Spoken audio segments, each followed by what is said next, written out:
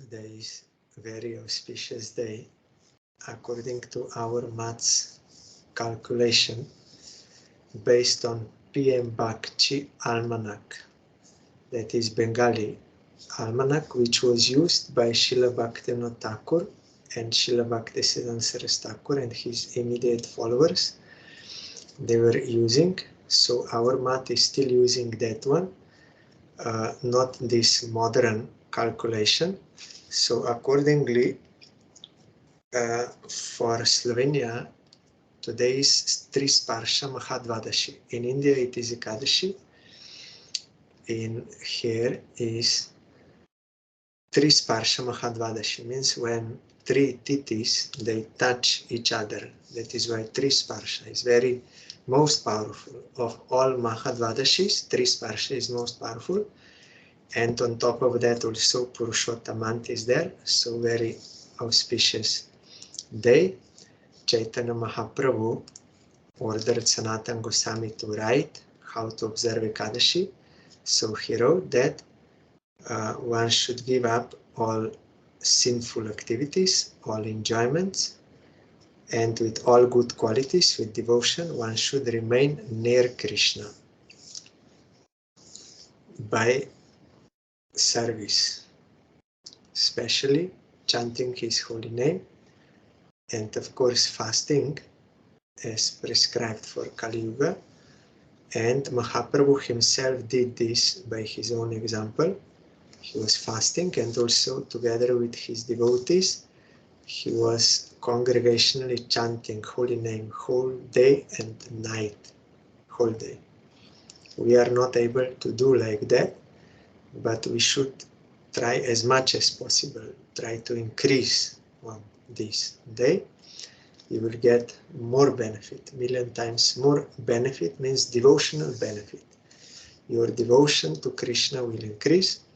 You will get more realization of Krishna and more detachment from things not related to service of Krishna.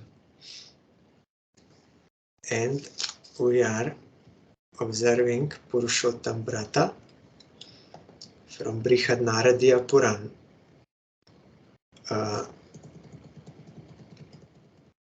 When Extramant was distressed, then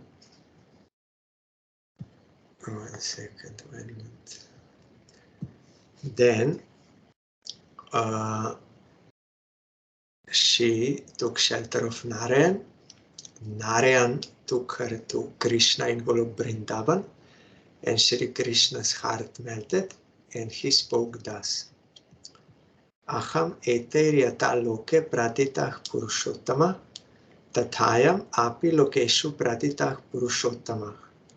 Asmai samarpitah sarve ye gunamai samstita, mat sadrishyam upagamya masana madipo bhavet. Jagat pujyo jagat vandyo maso yam tu bhavishyati. Sarve masah sakamascha nishkamo yamaya krita. Akamah sarva kamo va yo dhimasam prapujayet karmani bhasmasat kritva mam evaishyati asankshayam. Kadachin mama bhaktanam aparadeti ganyate Purushottama bhaktanam na parada kadachana. Ya etasmin mahamura japa danadi varjitaha sat karma snan rahita deva tirta dvija dvisha. Jayante durbaga dushtah para bhagyopajivana na kadachit sukkam teshan swapna pishasha shringavat.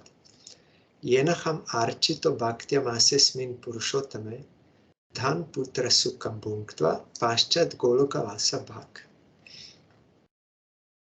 Hey Ramapati Narayan, just as I am celebrated in this world by the name Purushottam, similarly these Adimas too will be renowned in the world by the name Purushottam. Now I offer all my qualities to this month. Becoming like me, from today onwards, this Adimas is the monarch of all the other months, and is the most worshipable and most adored in the world. All other months are sakama, that is, they will grant worldly desires. This month, however, is Nishkama. Those who worship this month either without any desires or with all types of desires will have all their karmas burned. Then they will achieve me. My bhaktas sometimes commit offenses, but in this Purushottam month they will be protected from committing any offense.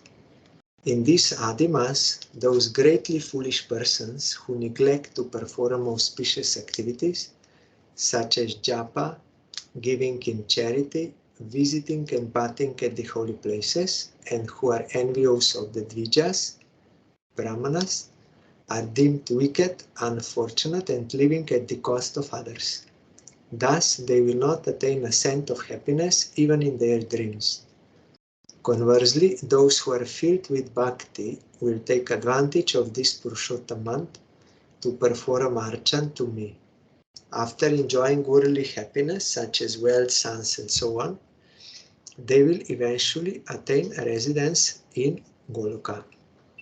But devotees, they also see wealth as belonging to Krishna.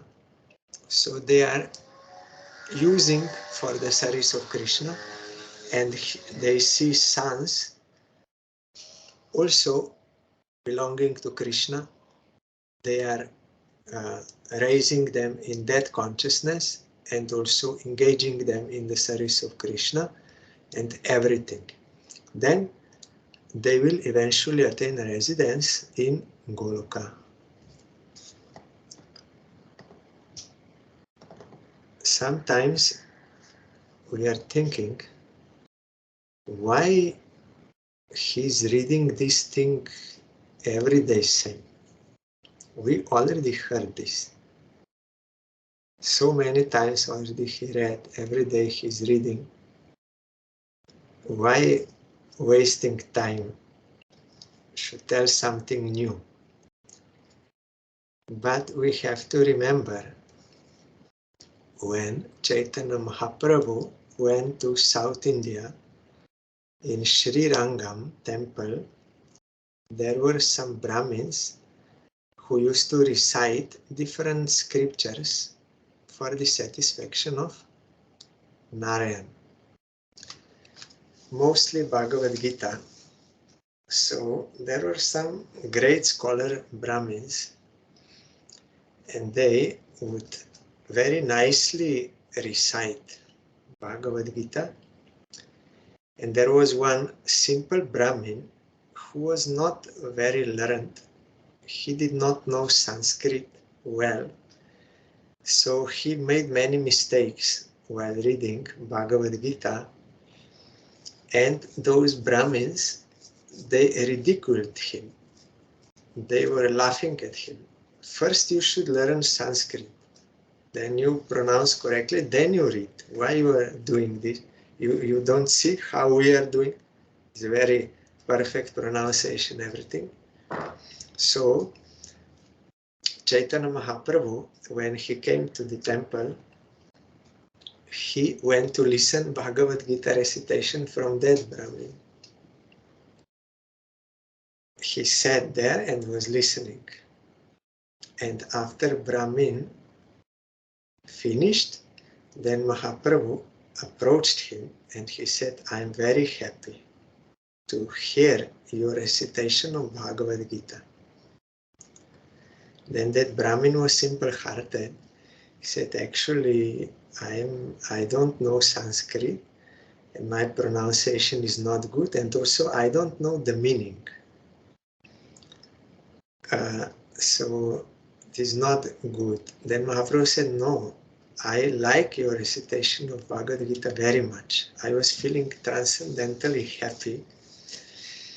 But if you say you don't know Sanskrit and you don't know the meaning, then why you are crying so much when you are reading Bhagavad Gita? Then that Brahmin said, I think you are some exalted personality. I can see by your figure and by your influence, so I should not hide anything from you. He said, I don't know the meaning of Bhagavad Gita. But my Gurudev, he told me that these Bhagavad Gita are the words of Bhagavan Shri Krishna himself. And because it is coming from his mouth, what he's speaking is not different from him. It is transcendental sound. So,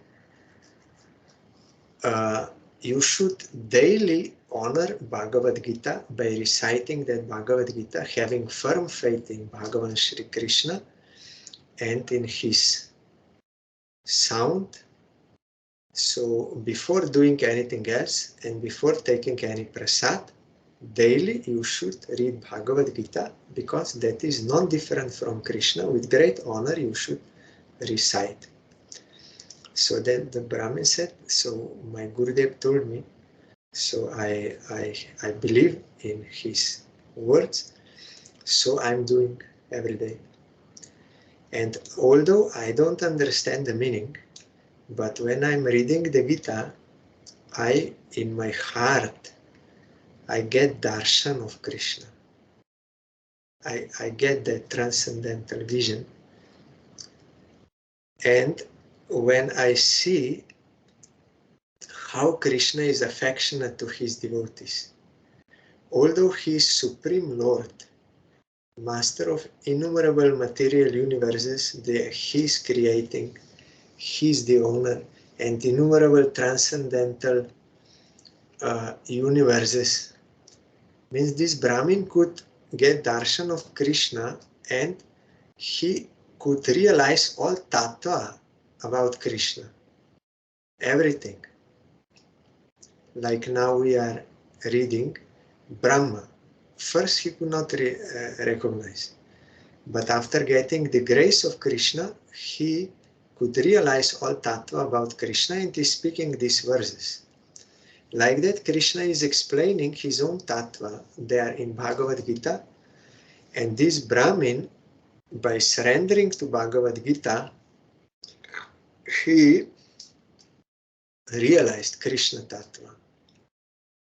He is Supreme Lord, Master and Owner and Enjoyer of everything, but he is so affectionate to his devotees, being controlled by their devotion, that he is even ready to do menial service for them.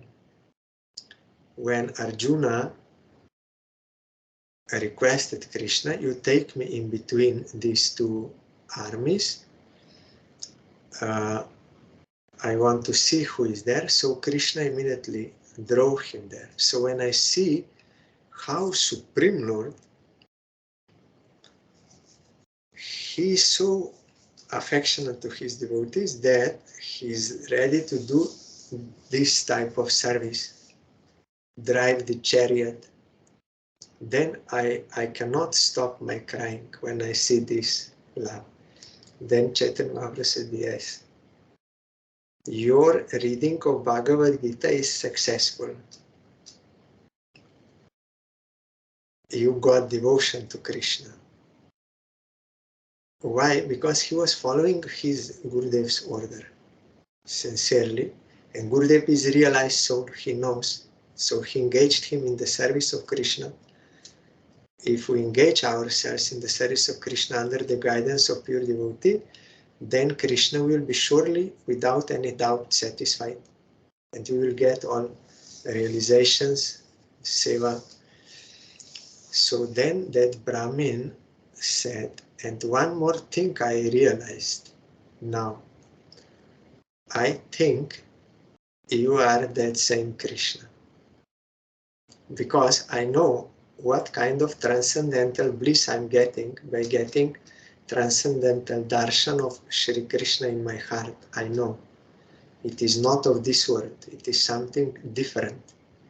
It's not any enjoyment of this world or any emotion of this world. No, that is different.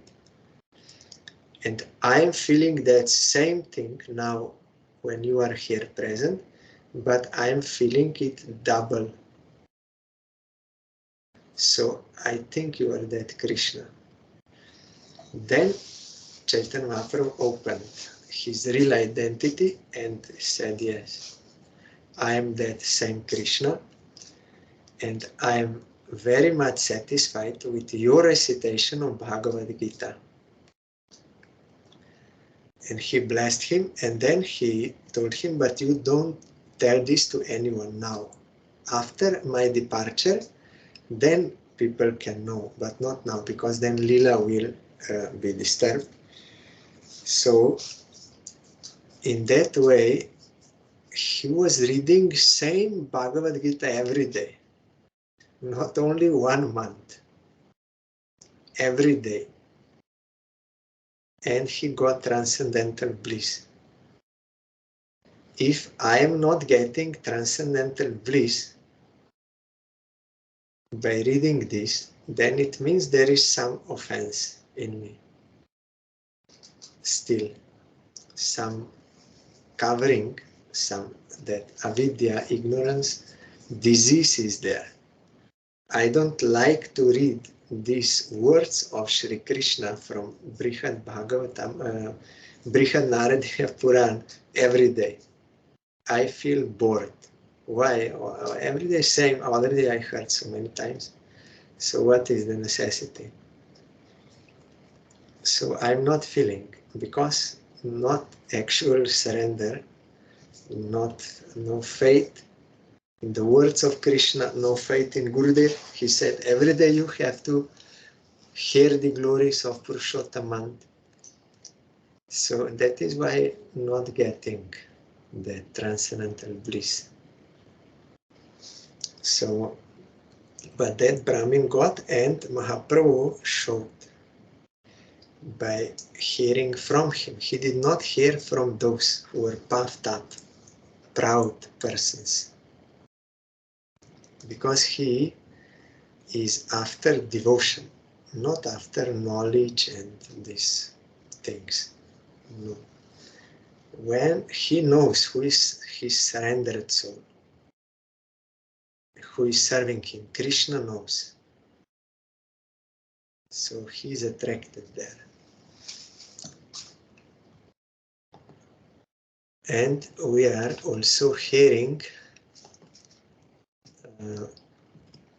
Brahma's prayers. Yesterday we heard that verse. Brahma said, there are some people, they say, we know about Krishna, everything we know. Brahma said, let them say like that. I give my dandavat from far to them. Let them say. But as far as I am concerned, you are beyond my reach. Means Brahma now got real contact with Krishna. So he is fully humble. No pride is there. Humbler than a blade of grass. That is why he can get the grace of Krishna and can serve him purely for his satisfaction. So he said, you are beyond my comprehension. Devotees, they know this. As per degree of surrender, they are getting realization of Krishna, but that is not final. They know it is not final. So they have no any pride at any stage of their realization. No pride. Because they know it is unlimited. So Brahma, it is proved here that he got the grace of Krishna. This we heard yesterday. They Anu janihi mam Krishna sarvam tvam vetsi sarvadrik tvam eva jagatam natho jagat etam tavarpitam. Now his very important verse. My dear Krishna, I now humbly request permission to live. Actually, you are the knower and seer of all things. Indeed, you are the Lord of all the universes. And yet I offer this one universe unto you. Commentary by Srila Sai Maharaja's disciples. In his Krishna, the Supreme Personality of Godhead, Srila Prabhupada has quoted Lord Brahma as follows. My dear Lord, although you are the Supreme Lord of all creation, I sometimes falsely think that I am the master of this universe. I may be master of this universe, but there are innumerable universes. And there are also innumerable Brahmas who preside over these universes. But actually you are the master of them all. As the super soul in everyone's heart, you know everything. Please, therefore, accept me as your surrendered servant. I hope that you will excuse me for disturbing you in your pastimes with your friends and calves. Now, if you will kindly allow me, I will immediately leave so you can enjoy your friends and calves without my presence. The words Sarvam Tvam Vetsi Sarvadrik are very significant here. Lord Krishna knows everything and sees everything. And therefore, Lord Brahma did not need to remain in Vrindavan to maintain his personal loving contact with the Lord.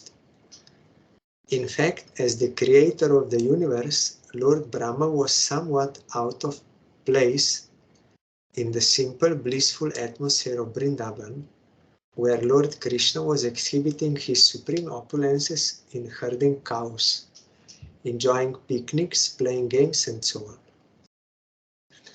Upon seeing the intense love the residents of Vrindavan had for Lord Krishna, Brahma felt unqualified to remain there.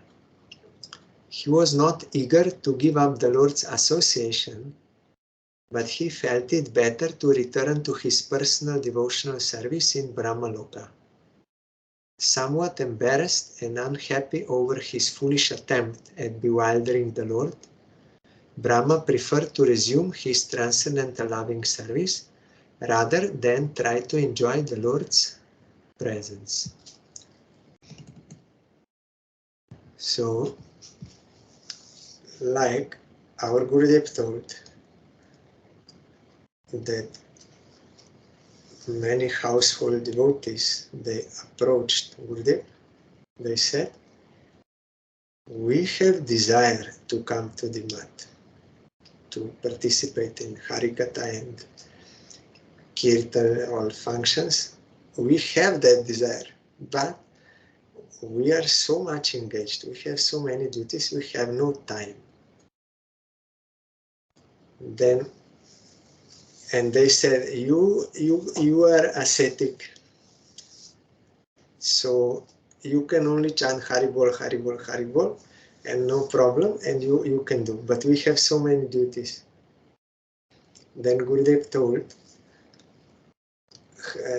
yes, you have no time, but how many times in a day do you eat? Then they said 3 or 4 times, because that is necessary. We have to take time. If we don't eat, then our body is weak and we cannot do anything. So that is necessary. So we take time, even while in job, we take time. Then Guru said, yes, because necessity is the mother of invention. When you feel the necessity, then somehow you will try to find a way to get that. Like that, when someone's Atma is awakened, soul is awakened, that means he will feel his eternal self in relation to Krishna. Then he will also feel the necessity of service of Krishna. That is a food for the Atma. Atma vare drashtabhyo, shrotabhyo, mantabhyo, nididhyasitabhyo. You will find in Brihadaranyaka Upanishad. Atma vare drashtabhyo. You should see Atma. The here means Paramatma. Atma vare drashtabhyo, shrotabhyo. You should hear about Paramatma, Krishna. Mantavya, you should think about him and you should deeply meditate on him. Nididhyasitavyo.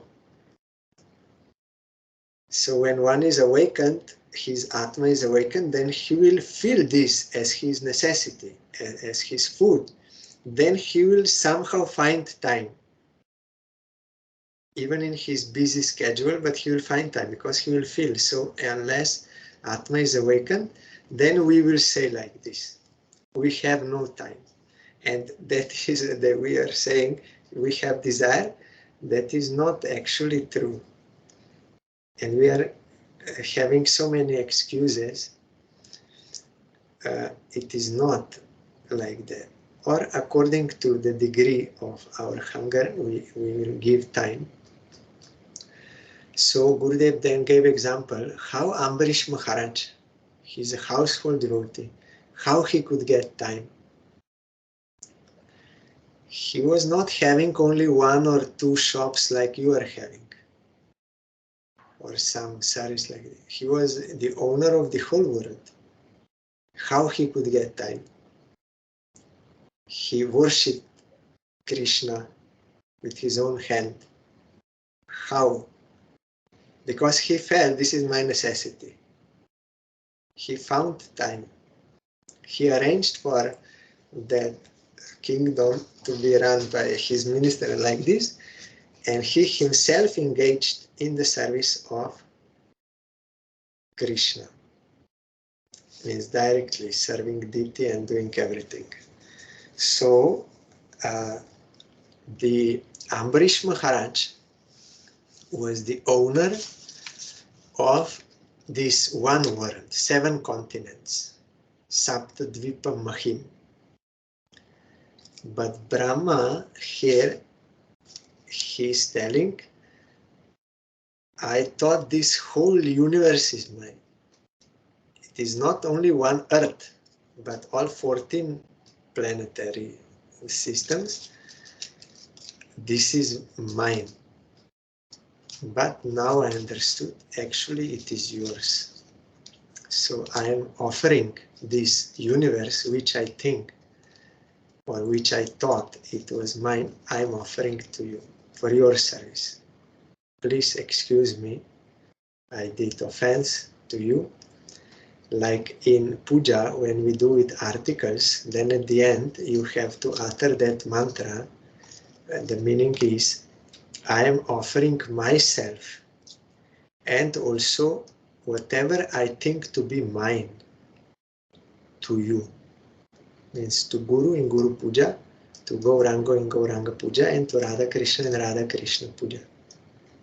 Gurudev said this is very important and essential because the ultimate goal of puja is to get this full surrender to Krishna. This is illusion, as we heard yesterday also. Moha, this is mine, I am mine, this is mine, is for me, everything. That is complete illusion. Everything belongs to Krishna. So we have to engage in his service, we have to offer to him. And here, Brahma offered whole universe to Krishna. Himself, and also what he thought it was his, he offered. That is complete surrender. And he understood that now I'm not having my place here in this lila, that is very high type of service. I will continue my service according to my capacity there. Then, yes, he's also telling, Krishna sees everything. He knows everything and sees everything. So our Gurudev told, if this is true, and Krishna does not make any mistake, and Krishna is the one who is giving the fruit of all actions, then why we are blaming others for our own suffering? They cannot cause suffering to us. No one. It is due to our own previous bad actions we are getting such fruit, which is given by Krishna, maybe through some instrument, but that he is not the cause. I am the cause. So as long as this ignorance of blaming others is there, One cannot worship Krishna actually. So Brahma understands that Krishna knows everything and sees everything. Then Vishwanath Chakravarti Thakur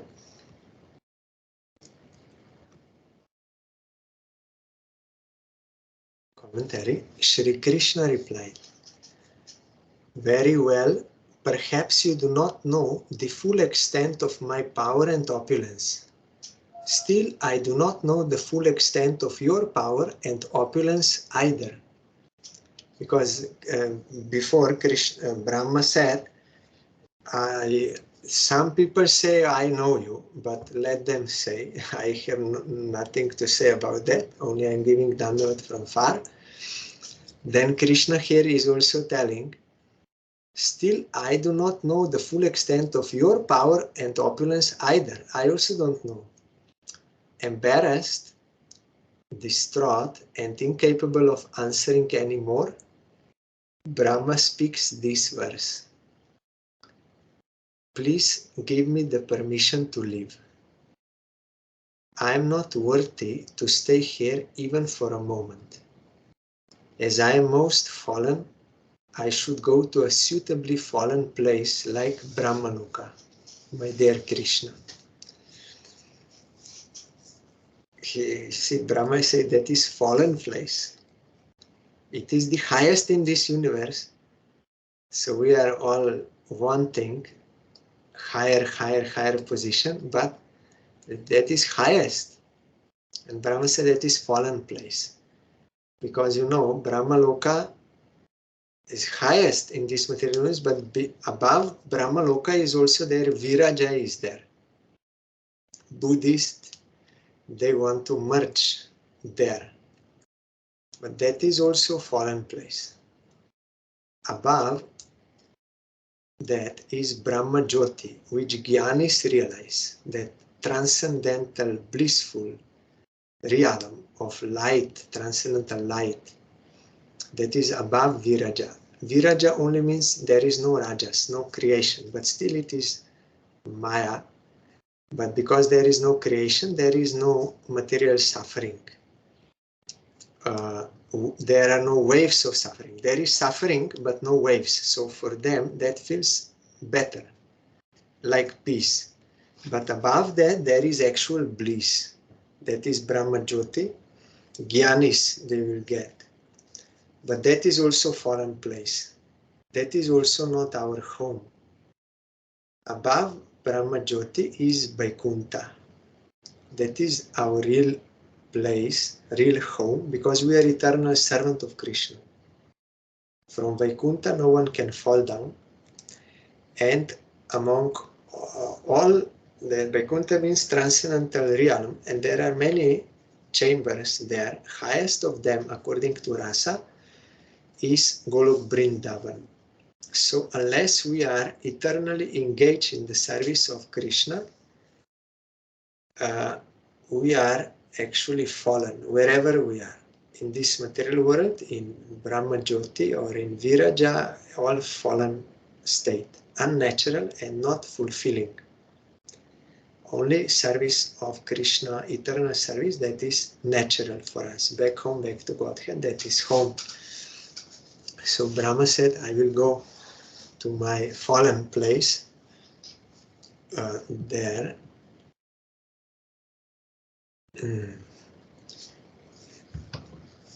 Here, the word Krishna means, O Lord, please attract my mind and heart to Vrindavan. Brahma continued, I have prayed that you make me a blade of grass in Gokul, Vrindavan, in 34th verse. Yet you have not responded, even by so much as a glance. Therefore, what more shall I do standing here? It is better that I quickly go away, for I have become an offender by interrupting your lunch pastimes on the bank of the Jamuna. Therefore, I could not taste the nectar of even one word from your lips. Therefore, I will quickly depart and go far away. Now, please reclaim your calves and finish your pastimes with your dear friends, joking and laughing with them on the river bank. Why should I recklessly repeat my request again and again? Because we cannot just jump into Golok Vrindavan. Sahajiyas, they think, yes, I will just go to Golok Vrindavan by my mind like this. But the point is, no one can enter Golok Vrindavan unless you have that strong service attitude. Even Vaikuntha is not easy to attain. So many desires of this world and desire for liberation, everything is there. No desire to serve Krishna, even Shantarasa not. And then there is Vaikuntha and Ayodhya and like this. Golok is topmost and so intense service. So how we can just jump there? Like a play. Yes, I want to go Golok Vrindavan. We think I will go and I will enjoy there. Nice Yamuna, it's very clean water. Beach is there, I will enjoy. It's very good. I will little play with Krishna. Like this we are thinking. It is not like that. You cannot enter Leela in such cheap way. We will only disturb by coming with our impure consciousness. Only those who are purified of all material attachments and also of desire for liberation, and they have service attitude, and that topmost service attitude as Brajavasis that you have to develop. Then you can enter into Leela. It is not so cheap. So if someone tries to emotionally, imaginary, mentally like to enter and meditate, I'm Manjari, I'm this, that, then you will not get it. This is not the procedure like this. Service is necessary. That we have to learn in this world and also in that place.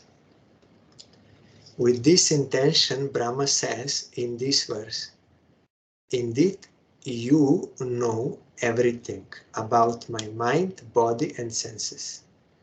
Just because I created this universe does not mean that I am its master. You are the master, not only of this one universe, but of all universes. Therefore, I now offer to you this very small universe, which is your property to begin with. Please do with this universe whatever you wish. Then tomorrow we will hear the last verse of Brahma's prayers and how he will depart from that place.